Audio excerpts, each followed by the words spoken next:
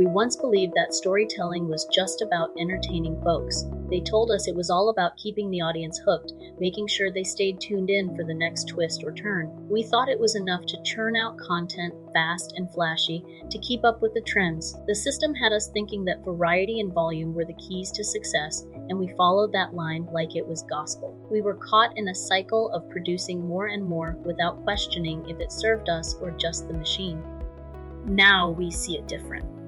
We know that storytelling isn't just about the noise or the numbers. It's about what sits underneath all that. The truth in the tale, the message in the mess. Automation can handle the hustle, but it can't replace the soul in the story. We've learned that it's not the volume, but the value that matters. We don't need to drown in the details or get swept up in the trends. Instead, we hold what's real and let the rest go. We use the tools to lighten the load, not to lose ourselves in the shuffle. And this matters because we're aiming to cut down the hours we spend on this work. We're looking to build a system that serves us, not the other way around. We don't need to be everywhere, doing everything.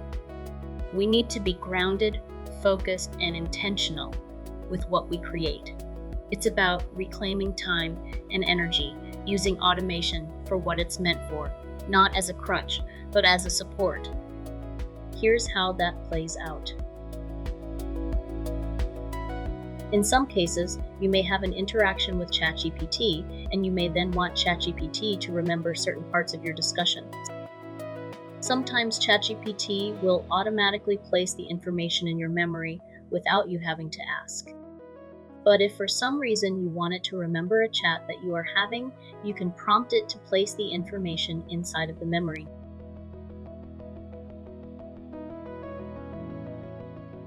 The prompt does not require a formal structure. It does require that you do ask ChatGPT to remember what it is that you want it to do. For example, we're asking ChatGPT to remember a role and to keep the role active in future conversations. Let's click Enter. You will want to see that ChatGPT added the information and updated the saved memory. And in order to do this, we did go back and ask it to make sure that this information has been saved to memory. So once we did that, ChatGPT actually updated the saved memory. We go to the memory in order to confirm. We see the information here at the very top of the memory. So if we decide now that we don't want to see this in our future conversations, we remove it from our memory. This ensures that ChatGPT will not remember this for future conversations.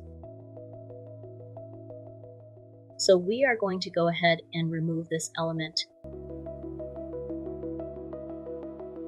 Using ChatGPT to handle the repetitive parts of storytelling and content creation means we spend less time in the grind. We direct its memory to keep track of what matters, so we don't have to repeat ourselves or start from scratch each time. This keeps us from getting caught up in the small stuff, letting us focus on the real story behind the noise. With this setup, we shed the extra hours once wasted on manual tasks. We let the system hold what it can, freeing us to do the work that counts. This is how we cut the hours down.